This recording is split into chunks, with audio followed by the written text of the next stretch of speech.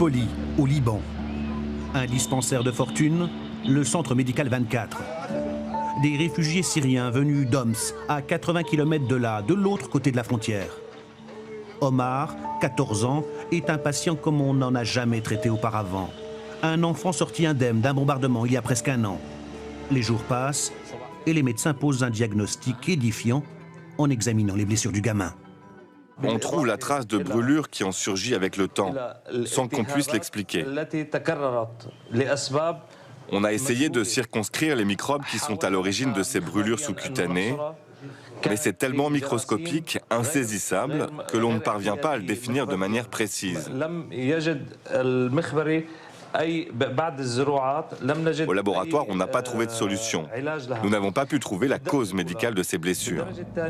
Ces images ont été diffusées il y a 3 mois. Un documentaire sur la chaîne Arte. Bien avant les révélations parues dans le quotidien Le Monde, le journaliste Frédéric Elbert dénonçait l'utilisation des armes chimiques en Syrie. Des indices.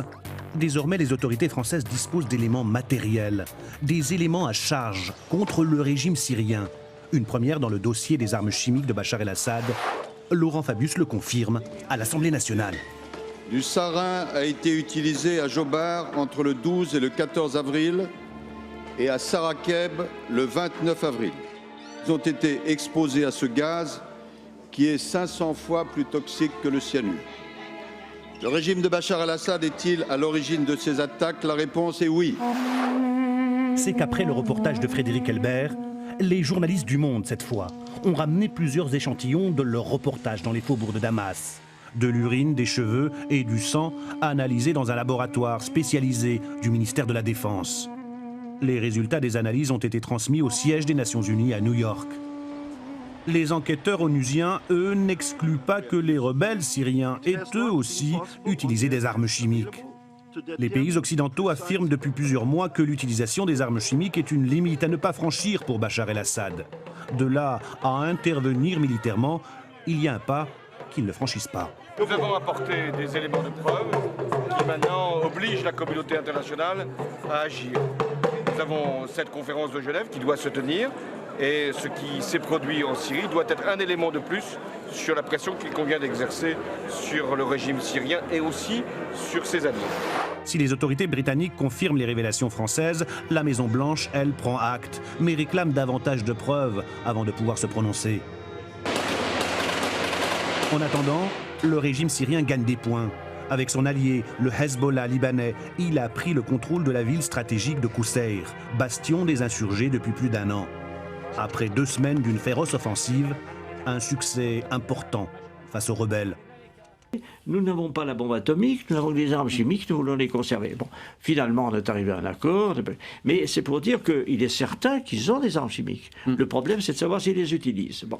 Alors, le problème, juste un tout petit mot, parce que j'en reviens du terrain, et les gens qui sont sur le terrain et qui se battent sur le terrain disent « Mais qu'est-ce que c'est que cette histoire d'armes chimiques ? Que vous chipotez à aller chercher une victime, une preuve, un caillou, un morceau de... » alors qu'il y a des milliers de morts, qu'il y a des dizaines de milliers de morts, de blessés, de gens qui sont... que les massacres continuent des deux côtés et qu'on est là en train de dire, nous, les Occidentaux, donc on a le droit de s'assassiner à coups de poignard, à coups de kalachnikov, à coups de RPG, à coups de canon, mais alors les armes chimiques... Ah là, je vais vous dire. C'est un faux débat. Pour les gens qui se battent, c'est un faux débat. Roland Dumas, Poniatowski, on est au cœur du sujet. Moi, quand j'entends un tel discours, force est de constater que Bachar el-Assad, quand je vois la dame, madame, qui passait aux antipodes de son propre discours qu'elle tenait il n'y a pas longtemps, force est de constater que Bachar el-Assad a réussi, je m'excuse avant de poser la question, ce monsieur a réussi à monter un tel scénario qu'il est devenu le rempart des chiites contre la déferlante takfiriste islamiste, à faire des progressistes arabes et musulmans comme madame, qui sont sincères, à en faire des alliés de Bachar parce qu'ils craignent l'islamisme, à faire des occidentaux, ils ont peur de livrer des armes aux rebelles, parce qu'ils ont peur que ça tombe entre les mains des djihadistes takfiristes. Ils ont réussi à dire à Israël de façon indirecte qu'il n'a jamais été aussi tranquille à ses frontières syriennes qu'avec Bachar el-Assad et que si jamais Bachar tombe, Israël aura un foyer de tension qu'il ne pourra plus contrôler. Et on dit à Bachar al-Assad d'aujourd'hui, oui, il n'y a pas de problème, tu passes ton peuple à la moulinette, tu peux le lâcher menu.